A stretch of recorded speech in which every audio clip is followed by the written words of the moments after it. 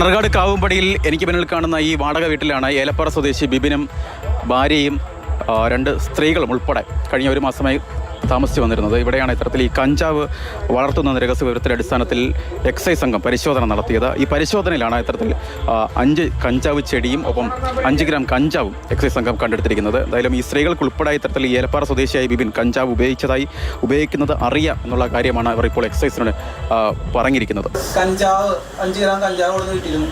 അത് ബിബിൻ്റെ ആണോ? ആണോ? ഇവിടുന്ന് കഞ്ചാവ് ഉണ്ടായിരുന്നോ വീട്ടില്? നിങ്ങൾ കണ്ടിരുന്നത്? കണ്ടു. നിങ്ങൾ കണ്ടിരുന്നത്? കണ്ടിരുന്നു. അപ്പൊ ഇതാണോ വീട്ടിൽ കഞ്ചാവാണോ വീട്ടിൽ വെച്ച് വലിക്കുന്നത്? ബിബിൻ നിങ്ങൾ ഉപയോഗിക്കുമോ? ഉറക്കപ്പുറമോളെ ഉറക്കപ്പുറം തന്നായിരുന്നു. ബിബിൻ മണർകാട് എത്തിയിട്ട് ഒരു മാസമേ ആകുന്നുള്ളൂ. നേരത്തെയും കേസുകൾ, പ്രത്യേകിച്ച് ഈ അബ്കാരി കേസുമായി ബന്ധപ്പെട്ടൊക്കെ തന്നെ ബിബിൻ പ്രതിയാണ്. എന്തായാലും എക്സൈസ് സംഘം ഇവിടെ എത്തുന്ന സമയത്തേക്ക് ബിബിൻ ഇവിടെ നിന്ന് കടന്നു കളഞ്ഞിട്ടുണ്ടായിരുന്നു. ബിബിന് വേണ്ടിയുള്ള അന്വേഷണം പോലീസും എക്സൈസും ഒക്കെ തന്നെ ഇപ്പോൾ നടത്തുന്നുമുണ്ട്.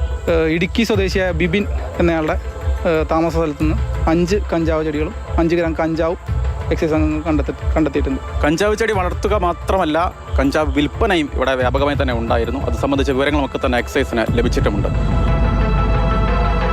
കോട്ടയത്ത് നിന്ന് ജോബിൻ തേക്കടിക്കൊപ്പം ഷിനോദ് ടി, മാതൃഭൂമി ന്യൂസ്.